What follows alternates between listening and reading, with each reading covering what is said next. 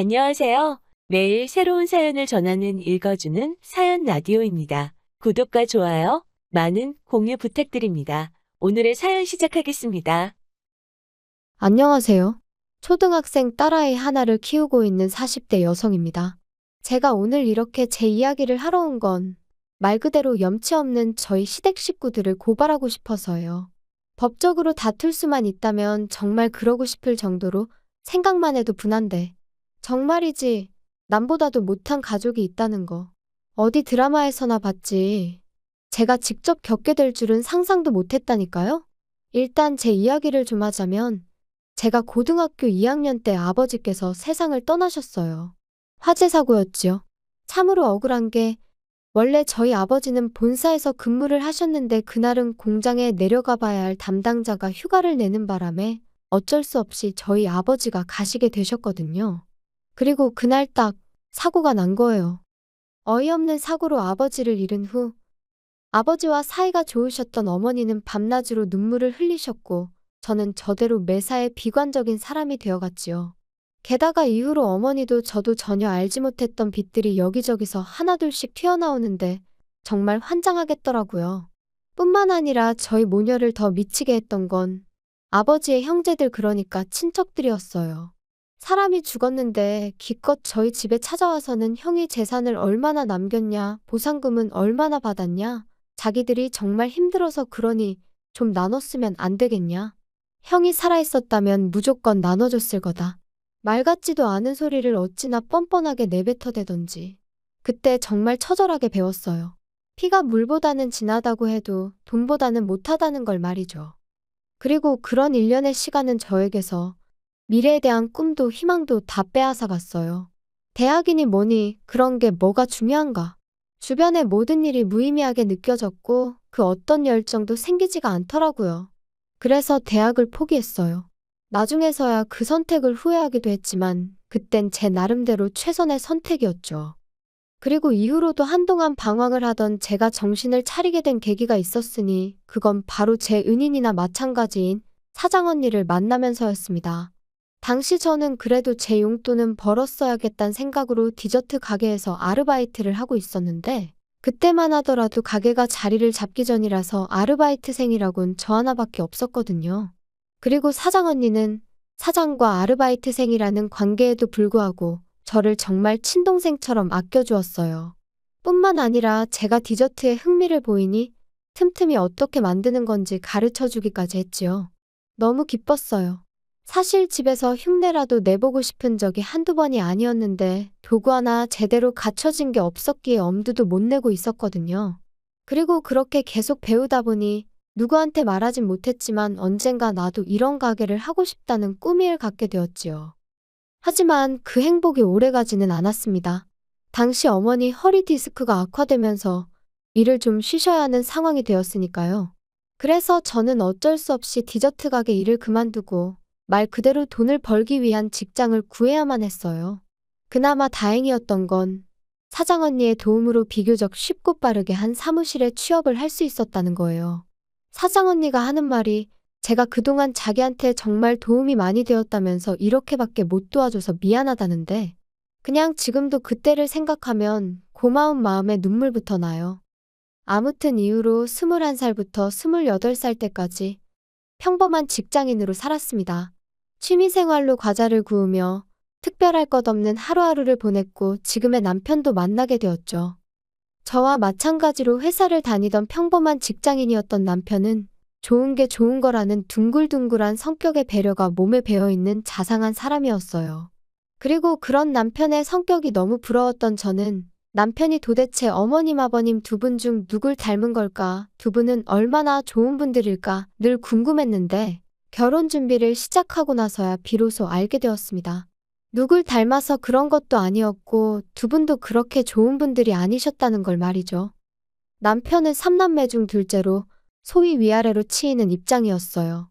맞이인 아주버님에게는 시부모님의 기대가 대단하셨고 막내인 신우에게는 하나뿐인 공주님이라며 불면 날아갈까 주면 부서질까 아주 애지중지하셨지만 저희 남편한테만큼은 한마디로 본체만 채 있으나마나 그리고 그런 시부모님의 마음이 확실히 드러났던 때가 바로 상견례 자리에서였습니다. 아이들 결혼 준비를 어떻게 도와주실 거냐는 저희 어머니에게 둘이 좋아서 하는 결혼이니 부모가 뭐라 하겠냐면서 도와줄 형편이 안 되니 그런 줄 아시라. 그 일로 우리 아들을 사위로 못 받아들이시겠다면 그 또한 뭐 어쩔 수 없다. 한마디로 배째라는 식으로 나오시더라고요. 그리고 정말로 저희 시부모님이 돈이 없으셔서 그러신 거라면 해주지 못하는 부모의 마음은 오죽하겠나 그렇게 생각하면 생각했지 원망은 하지 않았을 겁니다. 하지만 그게 아니었어요. 남편은 제가 속상할까봐 차마 말을 못했었다는데 알고 보니 저희보다 2년 일찍 결혼한 아주버님한테는 시부모님께서 집과 차를 해주셨었다는 거예요. 그것도 대출 하나 없이 말이죠. 그리고선 남편한테 하셨던 말이 원래 장남이 잘 돼야 집안이 잘 되는 거라고. 그러니까 샘내지 말라시더랍니다. 솔직히 그 이야기를 듣곤 기분 안 상할 사람이 몇이나 될까요? 아무리 시부모님 재산이니 저희가 가타부타 말할 게 못 된다지만 그래도 사실을 알고 나니 너무 기분이 나빴죠.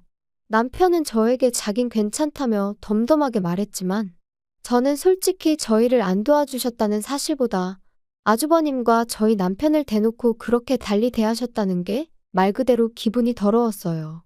하지만 제가 그런 티를 낸다고 상황이 달라질 것도 아니고 그래서 남편한텐 그랬네요. 뭔가를 받을 땐 그만큼의 책임이 따르는 거 아니겠냐. 나는 상대적으로 그만큼 홀가분해졌다 생각하겠다. 그런데 황당한 상황은 여기서 끝이 아니었습니다. 듣기론 아주버님네는 결혼 직후부터 아이를 갖기 위해 노력을 했다는데 이유는 잘 모르지만 어째서인지 임신이 잘 안 되는 모양이더라고요. 반면에 저희는 솔직히 말하면 집이라도 장만하고 이후에 아이를 가질 생각이었는데 뜻하지 않게 1년 만에 아이가 생겼지요. 그리고 시부모님과 저희 부부의 사이가 좋고 나쁘고를 떠나 어쨌든 제가 손주를 가진 거니 이 소식을 안 알릴 수는 없잖아요. 그래서 양쪽 집안에 제 임신 사실을 알렸습니다. 그런데 황당하게도 시부모님께선 저더러 제 임신 소식을 아주버님네는 모르게 하라셨어요. 어이가 없었죠. 이러나 저러나 애는 때가 되면 나와야 되는데 그럼 그때 가서 뭐 다리 밑에서 주워왔다고 하라는 건지. 하지만 시부모님은 계속해서 아주버님이고 형님이고 스트레스 받게 하지 말라며 신신당부를 하셨으니 참 서글프대요. 그리고 결국은 걸렸습니다. 임신한 지 6개월째 되던 때 추석이었는데 시부모님이 못 오게 하셔서 안 갔거든요. 그런데 이제 형님이 난리가 났던 거죠. 어떻게 자기도 왔는데 제가 안 올 수가 있냐면서. 아주버님도 저희 부부더러 싸가지가 있네 없네. 그리고는 급기야 둘이서 저희한테 한마디 해야겠다며 연락도 없이 찾아와서는 불러온 제 배를 보고 충격이 컸던 모양입니다.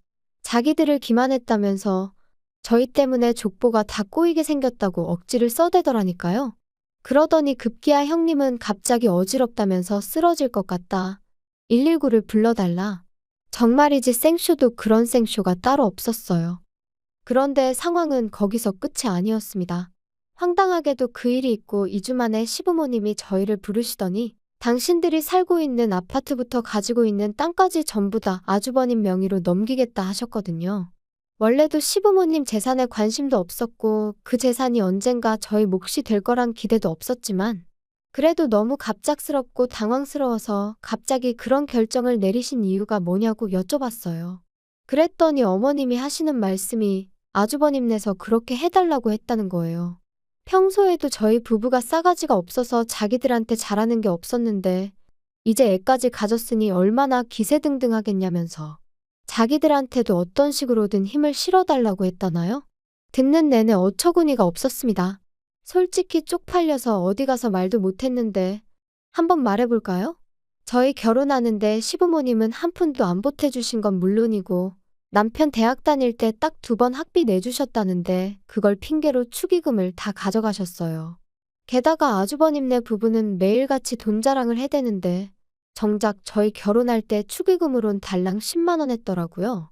물론 그마저도 구경도 못했지만 아무튼 이미 그런 역사가 있었으니 아무리 저희 남편이 사람이 좋다고 해도 뭘 얼마나 잘하고 싶었겠어요? 까놓고 말해서 그냥 명절이고 시부모님 생신이고 봐야 하는 날에만 보는 거고 그때는 그냥 인사나 하고 마는 거지. 저희가 뭐가 좋다고 거기 붙어서 허허실실 싸바싸바를 했겠냔 말이죠.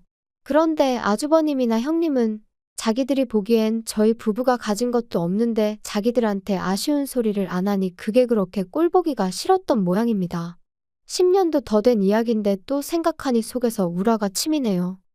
저는 시부모님한테 그래도 재산을 다 넘기시는 건 신중하셔야 된다고, 한번 넘어가고 나면 되찾아오시기도 힘들다고 말씀드렸어요. 그리고 여기엔 정말 사심은 없었고 두 분이 너무 아주버님과 형님한테 끌려다니시는 거 아닌가 싶어서 제가 시부모님한테 좋은 감정이 있던 것은 아니었지만 어쨌든 걱정스런 마음에 드린 말씀이었죠. 하지만 시부모님은 오히려 제가 하는 말에 노여워하셨습니다. 너네 참 이상하다. 왜 부모 자식 사이를 이간질을 하냐? 제가 무슨 이간질을 했다고 정말 걱정이 돼서 드리는 말씀이에요. 아이고 걱정 같은 소리 한다. 다른 사람도 아니고 우리 장남한테 준다는데 어디 감히 그런 소리를 해. 그리고 너네 혹시 우리 재산에 흑심이라도 있으면 꿈깨라. 이거 너네가 아무리 술을 써도 너네 거 안 돼. 장남해줘야지. 장남이 잘 돼야 집안이 잘 풀리는 거라니까. 그리고 생각해봐라. 너네는 걔들한테 미안하지도 않냐? 걔네 그렇게 노력하는 거 다 알면서 놀리는 것도 아니고 불쑥 애를 가지면 어떡해? 사람이 말이야 때를 기다릴 줄도 알아야지.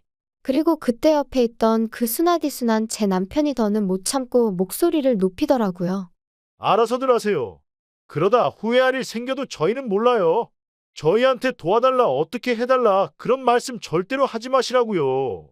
그런데 저희 시부모님이 그런 저희 남편을 보시고는 차라리 화를 내셨다면 모르겠는데 그것도 아니고 비웃으셨어요. 얘네들 좀 봐. 아주 웃겨 죽겠네. 니들이 뭐가 있다고 우리가 거기다 손을 벌리겠냐? 니들이 뭐 가진 게 뭐가 있어서 우리가 거기다 손을 벌려. 걱정 마라. 절대로 손 안 벌리니까. 시부모님의 그런 반응에 남편과 저 두 사람 모두 크게 상처를 받을 수밖에 없었습니다. 그리고 그때부터 남편도 저도 말 그대로 이를 갈았어요. 비록 시댁과 인연을 끊고 살 수는 없겠지만 적어도 저쪽에 아쉬운 소리하는 일은 없게 하자. 죽어도 두 번 다시 무시당하는 일은 없을 거다. 말 그대로 작정을 하고 살았지요. 그리고 지난 10년 동안 많은 변화가 생겼습니다. 일단 결혼한 지 6년 만에 저희 두 사람 명의로 된 아파트를 장만했어요. 비록 대출도 껴있고 구축이긴 했지만 생각보다 이른 목표 달성에 얼마나 기쁘던지.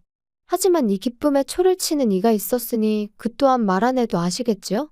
바로 저희 시댁 식구들이었습니다. 솔직히 얼마나 반가운 사람들도 아니다 보니 딱히 자랑하고 싶은 마음도 인정받고 싶은 마음도 없었는데 그래도 남편은 저하고는 조금 달랐던 모양이에요. 당신들 도움 없이도 내가 여기까지 왔다고, 이만큼 해놓고 산다고 나름대로의 성과를 알리고 싶은 눈치더라고요. 그리고 저는 그런 남편이 왠지 안쓰럽기도 하고 조금은 이해도 되었기에 그러라 했어요. 시댁 식구들 다 불러서 집들이 한번 하자고요. 그런데 집들이 당일 너나 할 것 없이 다들 빈손으로 와서는 여기저기 흠잡기에 급급할 뿐이었습니다. 이렇게 좁아터진 집에서 어떻게 애를 키우고 사냐? 이런 데서 살 거면 전세나 살지 이걸 뭐 한다고 매매를 했냐? 덕담이나 한마디 해주시던가 그마저도 힘드시면 그냥 말을 마시지. 오죽하면 우리 부부랑 아예 안 보고 사시려고 저러시는 건가 싶더라니까요. 그리곤 쓱 남편 표정을 살피니 아니나 다를까 입은 꾹 다물고 얼굴부터 목까지 벌개져서는 안쓰러워 죽겠더라고요. 그래서 그때 이후로는 전보다 더더욱 거리를 두고 지내기 시작했지요. 그러다 저희 애가 초등학교에 들어가고 얼마 지나지 않았을 무렵 저는 사장언니로부터 생각지도 못한 제안을 받게 되었습니다. 사장언니 말이 자기가 애들 때문에 급하게 이민을 가게 되었다면서 자기 가게를 인수받으면 어떻겠냐고요. 이미 하겠다는 사람은 여럿 있었지만 제가 계속 마음에 걸렸다면서 만약에 제가 한다고만 하면 저한테는 권리금 없이 그냥 넘기겠다는데 솔직히 그렇게 제 생각을 해줬다는 사실만으로도 너무 고마웠네요. 하지만 한편으론 내가 할 수 있을까 하는 걱정도 컸어요. 아이를 키우는 동안 나름대로 배운다고 전문학교를 다닌 적도 있었고 집에서 꾸준히 만들어 보기도 했지만 남한테 제대로 평가를 받아본 일이 많지 않다 보니 스스로에 대한 믿음이 부족했달까요? 하지만 결론부터 이야기하자면 결국엔 한번 부딪혀 보기로 했어요. 사람 일이라는 게 뭐든지 해보고 나서 결정해도 늦지 않는다는 친정어머니의 말씀에서 용기를 얻었죠.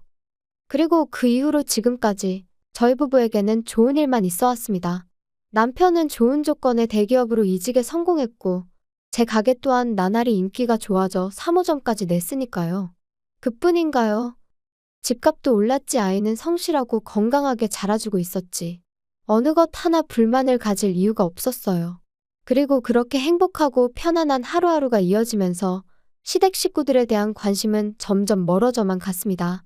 사실 사이가 안 좋아지기 시작한 무렵부터 한동안은 그래도 시댁 식구들이 어떻게 지내고 있는지 알아야 할 것 같았고, 뭐랄까. 비록 느슨하고 해진 끈일지라도 어떻게든 붙잡고 있어야 할 것 같았거든요. 그런데 어느 순간 그런 마음도 옅어지기 시작하대요. 아마 저희 셋만으로도 충분히 행복할 수 있다는 걸 깨닫기 시작하면서부터 아니었나 싶은데. 아무튼 그리고 그렇게 지내다 보니 어느 순간 시댁에 대한 미움도 원망도 사라진 것 같았습니다.